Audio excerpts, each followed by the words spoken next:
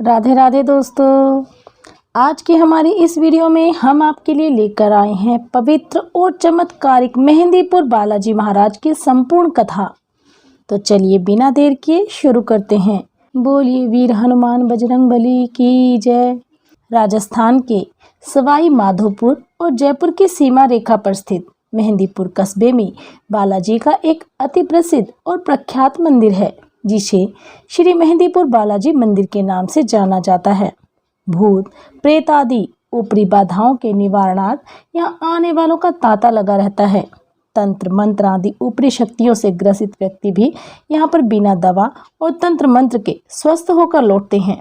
संपूर्ण भारत से आने वाले लगभग 1000 रोगी और उनके स्वजन यहाँ नित्य ही डेरा लगाते हैं।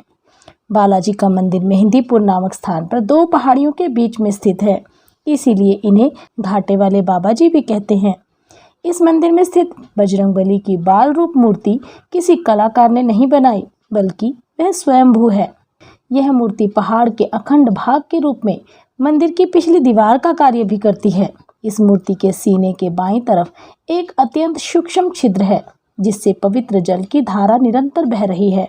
यह जल बालाजी के चरणों तले स्थित एक कुंड में एकत्रित होता रहता है, जिसे भक्तजन चरणामृत के रूप में अपने साथ ले जाते हैं।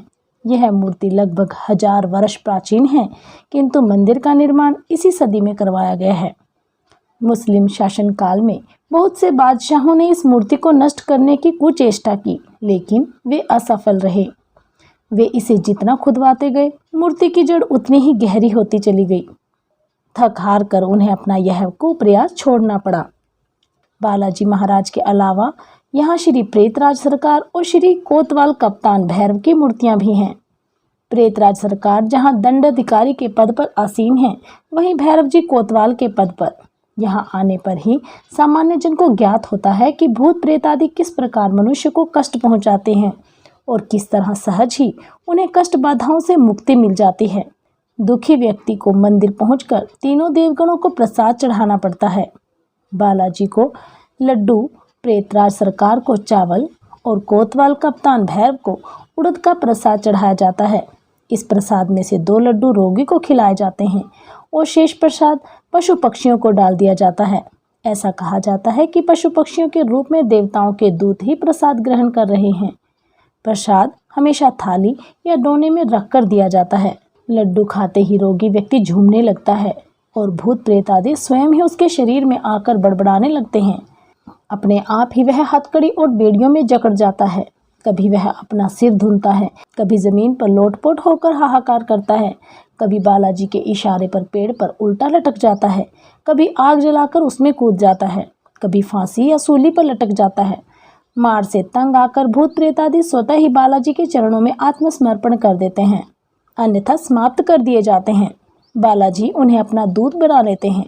संकट टल जाने पर बालाजी की ओर से एक दूत मिलता है, जो कि रोग मुक्त व्यक्ति को भावी घटनाओं के प्रति सचेत करता रहता है।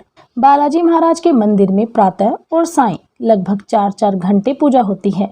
पूजा में भजन, आरतियों और चालीसों का गायन होता है। इस समय भक्तगण यहाँ पंक्तिबद्ध हो देवताओं को प्रसाद अर्पित करते हैं। वहीं भूत प्रेत से ग्रस्त रोगी चीखते चिल्लाते उलट पलट होते अपना दंड भुगतते हैं। बालाजी मंदिर में प्रेतराज सरकार दंडाधिकारी पद पर आसीन है। प्रेतराज सरकार के विग्रह पर भी चोला चढ़ाया जाता है। प्रेतराज सरकार को दुष्ट आत्माओं को दंड देने वाले देवता के रूप में पूजा जाता है। भक्ति भाव से उनके आरती, चालीसा, कीर्तन, भजन सब किया जाता है। बालाजी के सहायक देवता के रूप में प्रेतराज सरकार की आराधना की जाती है। कहीं पर भी अलग से उनकी आराधना उपासना नहीं की जाती, न ही उनका कोई मंदिर है। वेद, पुराण, धर्म ग्रंथ आदि सभी में कहीं भी प्रेतराज सरकार का कोई उल्लेख नहीं मिलता। प्रेतराज श्रद्धा और भावना के देवता हैं। कुछ लोग बालाजी का नाम सुनते ही चौंक पड़ते हैं। उनका मानना है कि भूत प्रेत आदि बाधाओं से ग्रस्त व्यक्ति को ही वहां जाना चाहिए। ऐसा नहीं है। कोई भी जो बालाजी के प्रति भक्ति भाव रखता है, इन तीनों की आराधना वह व्यक्ति कर सकता है। अनेक भक्त तो देश विदेश से बालाजी के दरबार में मात्र प्रसाद चढ़ाने नियमित रूप से आते हैं। किसी ने सच ही कहा है, मेहंदीपुर दरबार में नास्तिक भी आस्तिक बन जाते हैं।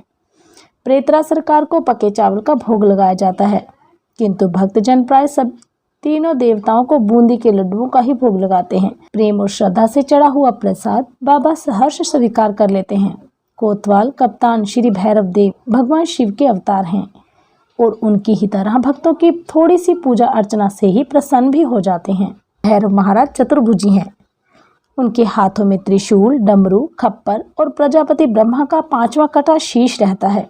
वे कमर में बागंबर नहीं, लाल वस्त्र धारण करते हैं। वे भस्म लपेटते हैं। उनकी मूर्तियों पर चमेली के सुगंध युक्त तिल के तेल में सिंदूर घोलकर चोला चढ़ाया जाता है। शास्त्रों और लोक कथाओं में भैरव देव के अनेक रूपों का वर्णन है, जिनमें 1 दर्जन रूप प्रमाणिक हैं। श्री बाल भैरव और श्री बटुक भैरव भैरव देव के बाल रूप हैं। भक्तजन प्राय भैरव देव के इन्हीं रूपों की आराधना करते हैं।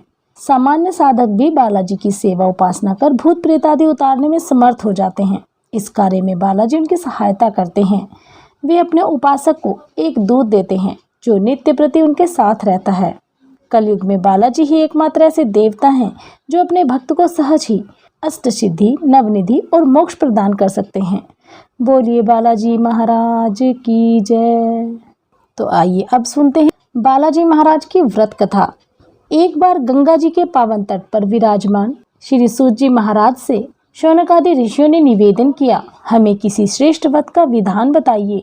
सूत जी बोले कि ऋषिगण, आपने बहुत ही सुंदर प्रश्न किया है। एक बार महर्षि वेद व्यास जी ने पृथापुत्र युधिष्ठिर को अत्यंत गुप्त संपत्तियों के निधि स्वरूप तथा नष्ट राज्य की प्राप्ति कराने वाला श्री बालाजी महाराज का व्रत कहा था। उन्होंने बताया कि यह व्रत भगवान श्री कृष्ण ने द्रौपदी के लिए कहा था। द्रौपदी ने हनुमान व्रत का आरंभ किया और उससे संबंधित डोरा गले में बांध लिया। किसी समय अर्जुन ने उस डोरे को बंधा देख तो बोले, यह व्यर्थ का डोरा क्यों बांधा है? द्रौपदी ने मधुर शब्दों में कहा, श्री कृष्ण के निर्देशानुसार मैं हनुमान जी का व्रत करती हूँ, यह डोरा उन्हीं का है। यह सुनकर अर्जुन क्रुद्ध हो गए और बोले, अरे वह बंदर तो हमारे रथ की ध्वजा पर निरंतर लटका रहता है, वह तुम्हें क्या दे सकता है? अब तुम इस डोरे को तुरंत उतार दो। द्रौपदी को अर्जुन की बात माननी पड़ी। उसने उस डोरे को खोलकर उद्यान में सुरक्षित रख दिया। हे युधिष्ठिर, हनुमान जी के डोरे का परित्याग ही तुम्हारी विपत्ति का कारण है। उसी के फलस्वरूप तुम्हारा प्राप्त ऐश्वर्य सहसा नष्ट हो गया है। उस डोरी में 13 ग्रंथियां हैं, इसीलिए तुम्हें 13 वर्ष का वनवास भोगना पड़ा। यदि उस डोरे का परित्याग न किया होता तो यह 13 वर्ष सुखपूर्वक व्यतीत होते। जब व्यास जी यह चर्चा कर रहे थे तब द्रौपदी भी वहां मौजूद थी। उसने स्वीकार किया कि भगवान श्री वेद व्यास का कथन सत्य है। व्यास जी पुनः बोले, हे युधिष्ठिर, यदि तुम इस व्रत कथा को सुनना चाहते हो तो ध्यानपूर्वक सुनो। जब सीता जी की खोज करते भगवान श्री राम अपने अनुज सहित ऋष्यमुख पर्वत पर पधारे, तब उन्होंने वानरराज सुग्रीव के साथ हनुमान जी को भी देखा और तब हनुमान जी ने उनके साथ मित्रता स्थापित की और बोले, हे महाबाहु श्री रामचंद्र जी, मैं आपका कार्य करने को आतुर हूँ और आपका भक्त भी हूँ। पहले इंद्र ने मेरी हनु पर वज्र से प्रहार किया था, इसीलिए पृथ्वी पर मैं हनुमान रूप से विख्यात हुआ। उस समय मेरे पिता वायु क्रोध में यह कहते हुए अंतर्ध्यान हो गए कि जिसने भी मेरे पुत्र को मारा है मैं उसे नष्ट कर दूंगा। इसके बाद ब्रह्मा आदि देवताओं ने प्रकट होकर कहा, हे अंजनी पुत्र, तुम्हारे लिए इस वज्र का प्रहार व्यर्थ है और तुम अमित पराक्रमी होकर अपने व्रत के नायक होकर राम कार्य को करो। तुम्हारे इस व्रत को करने वाले की सभी मनोकामनाएं पूर्ण होंगी। इस व्रत का अनुष्ठान पहले श्री रामचंद्र जी ने किया था। यह कहकर देवगण चले गए। अब हे नाथ, हे रामचंद्र जी, आप इस व्रत को अवश्य कीजिए। हनुमान जी की बात का समर्थन आकाशवाणी ने किया। तब श्री राम ने हनुमान जी से व्रत का विधान पूछा। तब हनुमान जी बोले, जब मार्गशीर्ष मास के शुक्ल पक्ष में 13 घटी युक्त त्रयोदशी और अभिजित नक्षत्र हो, तब पीले डोरे में 13 गांठ लगाकर उसे कलश में रखें। फिर ओम नमो भगवते वायुनंदाय मंत्र से मेरा आवाहन तथा पीले चंदन, पीले पुष्प और अर्चनोचित सामग्री से मेरा पूजन करें। पूजन में ओंकार युक्त मंत्र द्वारा षोडशोपचार करने चाहिए। गेहूं के आटे के 13 मालपुआ, तांबूल और दक्षिणा ब्राह्मण को दें और भोजन भी कराएं। यह व्रत 13 वर्ष पूरे होने तक नियमित करें।